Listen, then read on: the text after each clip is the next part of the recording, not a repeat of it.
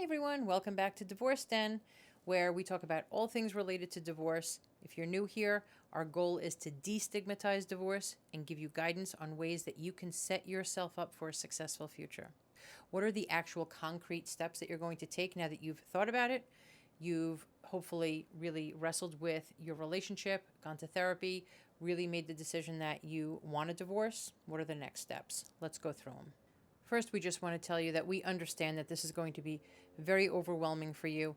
Navigate through this process as thoughtfully and as slowly as you can so that you can take in the information. It's a lot. It's never going to be a one-stop shop, right? Not like, okay, I hired my attorney, now I'm good. Okay, I went to therapy, now I'm good. No, it's going to be a continuous process for you and for your family. So be kind to yourself. Make sure that you're navigating it in a way that's respectful to your feelings and to be respectful to your family. Know that you're not going to have all of the answers. You just can't. And you certainly won't have all the answers today. But hopefully some of the information you can take, implement, utilize to make good decisions going forward. Every day that's the best we can do, right? Make the best decisions we can, and then tomorrow do it all over again. So to that point, step number 1 is acknowledge your feelings. It's okay to feel what you're feeling. You're going to feel sad. You're going to feel angry. You're going to feel resentful. Maybe you're even going to feel relief or happiness or elation. That's okay. No matter what your feelings are, they're yours. They're valid. Take time to sit in them, acknowledge them, feel them, and know that they're real. A big question to ask yourself is, why do I feel like this is the right decision? Not just on paper, but what do I feel, right? We should always trust our gut. A lot of times as humans, especially as women, we are taught to fight against what our gut feeling is. No, you're being illogical. Let's think about this in a more logical way. And you should, right? You certainly should think about the logical side of divorce. What is it going to look like? However, do not discount your gut, what it's telling you. Make sure that you're thinking about that, feeling it, really feel it, acknowledge it, and then start to think about ways that you can move on. Make yourself feel better. Therapy is a big one. Talking to friends, another big one. But don't ignore your feelings. Don't suppress your feelings. Don't start to push them away. No, I need to do this because of X, Y, and Z. No. You need to sit in your feelings, and then you need to think about the next steps. 3 big things to think about when you're feeling these feelings, ways to kind of get it out. Talk to a friend, a really close friend.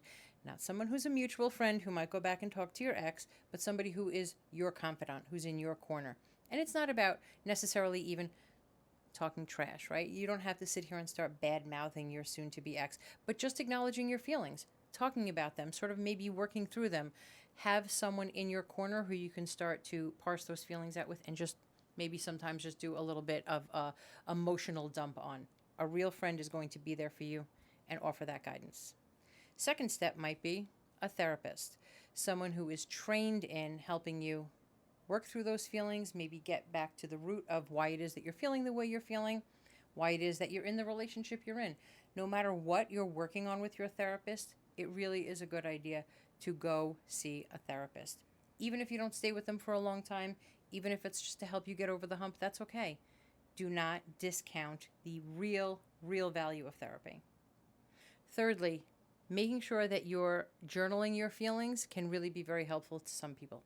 Some people don't like that, but I suggest that you give it a try. Write it down at night. I'm feeling this way. This is what happened, and this is how it made me feel.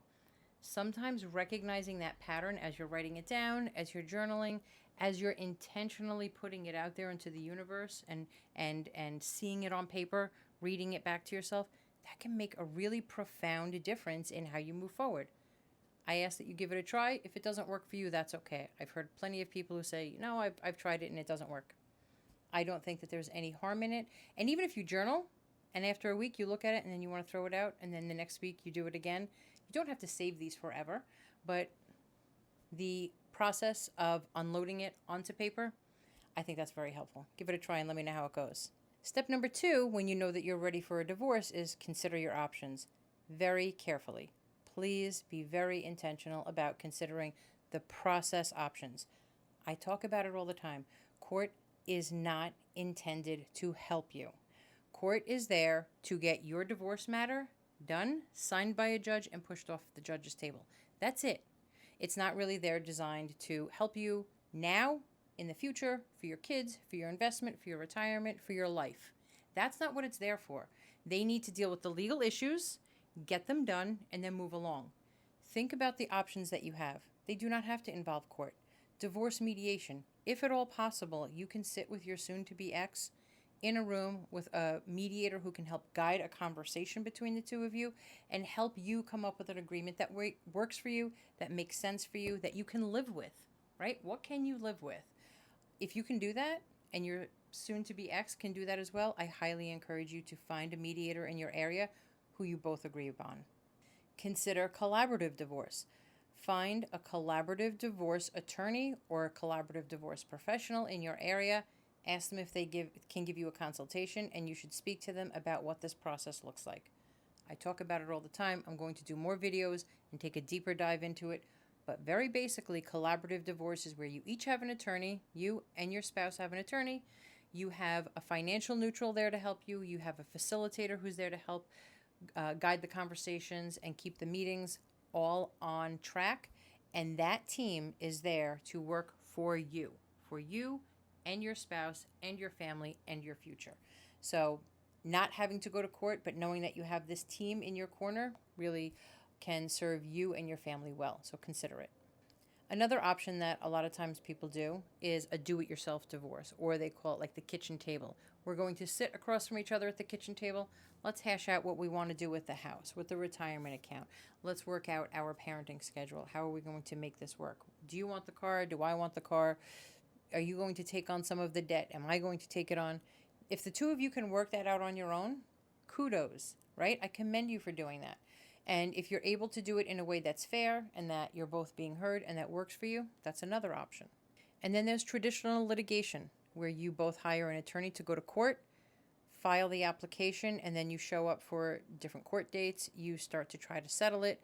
Hopefully the judge has a law clerk or a secretary that works with them, some support staff who can help the two of you try to come to a resolution, or at least hear what your points of view are, try to resolve certain things, and then if other things cannot be resolved, it might have to go to trial. There's so many more nuances to all of those options, but that's a basic overview. Consider your options very carefully. This is a process that you're going to be in for a little while. It's not going to be over in the blink of an eye. However, you can certainly try to streamline it and really consider those options very carefully. So talk to the professionals in your area, and as much as possible, speak to your soon-to-be ex about it as well. Step 3, gathering all of your documentation and financial information. This is a really big one. This can save you a lot of time and a lot of money. And honestly, it can help you clear your head as well. Start to think about putting your bank statements together. Okay, I forgot that we didn't have a bank account over at Bank X because we closed that one last year, but we do have one over here at this other bank that we started a savings account, or we started a 529 account for the kids. Whatever it is, sometimes when you start putting things together and seeing it laid out on paper, it reminds you about what you do have, what you don't have, maybe what you do need more information on. So start to gather that earlier rather than later, so that you have a clear picture, a clear path, and then when you do hire the professionals, you have it all put together so you can give it to them. If you have an attorney, I assure you, your attorney is going to appreciate you being organized and giving them that information. And even if there are some gaps, right, there are some things missing, your attorney can better spot it when they have all of the files better organized, whether it's tax returns, whether it's bank statements, whether it is credit card statements, whether it is a documentation for the children as far as what you've worked out for a parenting plan, those kind of things. You want to make sure that as much as you have together, you put it all together, keep it organized, and share it with your divorce professionals, especially your attorney. Number 4, think about your kids. What do you think that it is that your kids are going to need? Not just today, right? Because if you're getting divorced today and your kids are 7 years old and 10 years old, you know how quickly time goes, right? Your firstborn, who is 10 years old now, it probably feels like the blink of an eye when they were born, but now it's 10 years later. So trust me, time will go quickly. So start to think about a parenting plan that makes sense for your kids now and as they mature, as they get older, as you move, as they enter into new extracurricular activities, as they make new friends, those types of things. You and your soon-to-be ex are both going to be their parents forever, so you want to start thinking now about what does the custody arrangement look like? Are they going to live at my house? Are they going to live at my ex's house? Maybe it has to do with the school district. Maybe it has to do with how close you are to other family members. Whatever it is, start to think about what the actual custody looks like, whether it's residential or legal custody. Speak to your attorney about that. Co-parenting. How are we going to co-parent? Are we both going to show up to events together? Are we going to take time where you can go to the events that are on Thursday, Friday, Saturdays? I can go during the Monday, Tuesday, Wednesday ones. Are we going to alternate weeks? Are we going to go together? That's okay as well. Start thinking about how you're going to co-parent and really show up for your kids so that you can not only be there to support your children, but you can also be a model for your children. Being able to speak to each other respectfully, being able to be in the same event space there to support your children, your kids will appreciate that. So start to put that together now. Another one might be child support. Thinking about, are you going to do the standard child support calculations, or are you going to do some sort of expense sharing? Are you going to provide more in one asset, or maybe for college expenses or for extracurriculars, and the other parent is going to contribute more maybe to unreimbursed health insurance or health needs? There are a lot of ways that you can start to work around it, and you don't have to make a final decision until the actual agreement is drafted and signed by your attorneys or with your attorneys, but you can start to think about it. Think about it in advance, have it all prepared as much as possible, and bring it to your attorney and speak to your attorney about it. This is sort of what we have worked out. What do you think?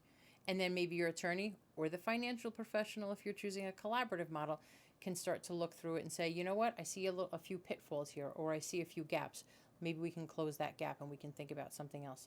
No one is there to shoot down your ideas or say that they're bad ideas or they're not going to work. But sometimes the professionals might be able to see a pitfall down the road that maybe you can't see because you probably haven't been down this road yet.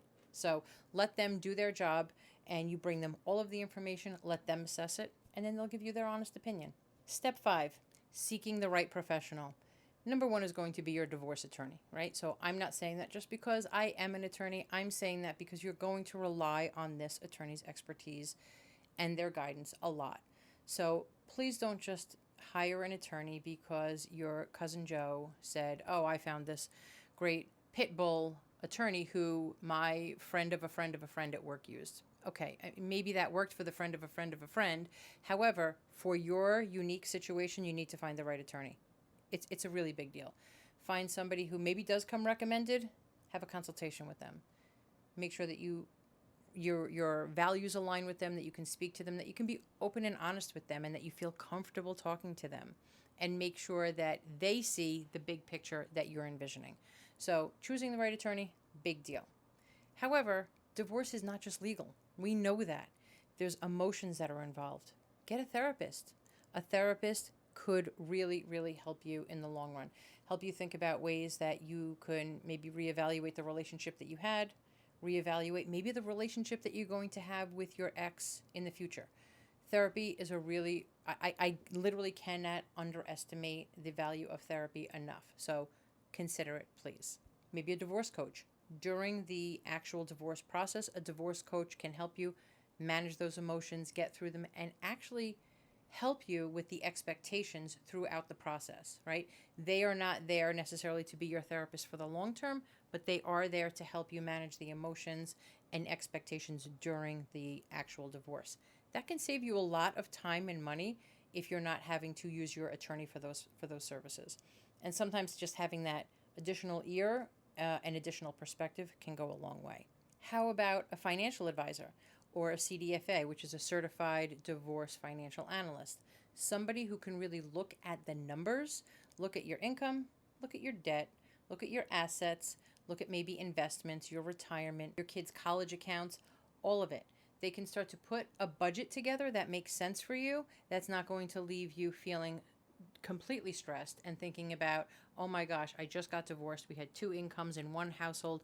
Now we've split it up into 2 different households, and you feel completely overwhelmed. That is very, very common, where people feel very overwhelmed afterwards financially, because it really is a big risk that you're taking, kind of stepping out on your own. Even if you make good money, even if you do have a lot of money in the bank and you have a great retirement account, it's still a very different financial picture than it was when the 2 of you were married with 2 incomes. So make sure that you have the right financial professional who can help you put together a real clear financial strategy for your future. Step number 6, this one might be a little difficult. You're getting divorced from this person for a reason, but as much as you can, please communicate with your spouse. Make sure that you're being open about concerns, thoughts, feelings, hopes for the future. And I can pretty much assure you that your spouse is feeling the same thing. They want the same thing as well, right? They want peace and happiness and security for their future.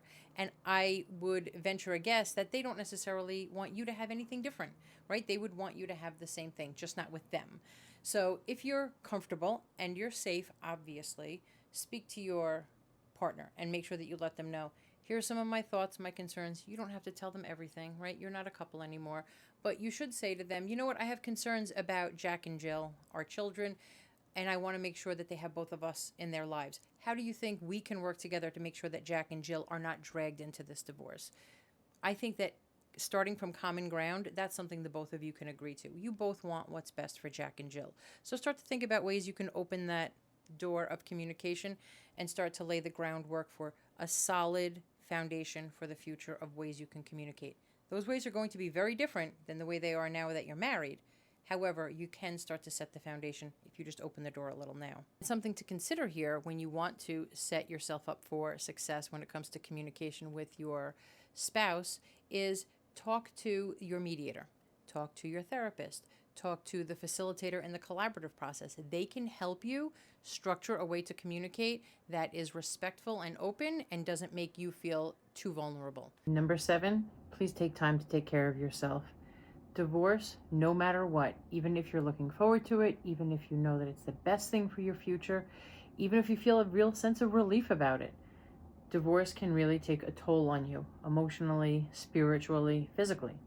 Make sure that you're taking time to take care of yourself, reconnect with friends, go for a walk, hang out with the puppies and the kittens, and make sure that you're filling yourself up. You need this time to take care of yourself so that you can create your best future. Some final thoughts here. When you know that you're ready to get divorced, make sure that you're being very deliberate, very careful about the decisions that you're making going forward. It doesn't have to be an overnight process. It certainly doesn't have to take years, but thinking about it, preparing for it, you can take your time. Be deliberate, be cautious, be thoughtful, and be mindful that this person that you went into a relationship with is still going to be a part of your life, especially if the two of you have children. So start to carve out a future that makes sense for you. And if you have any questions, you need any more guidance, we'd love to be a resource for you. So reach out anytime, give us your thoughts, maybe your stories about how successful your divorce was. We look forward to seeing you next time on The Divorce Den.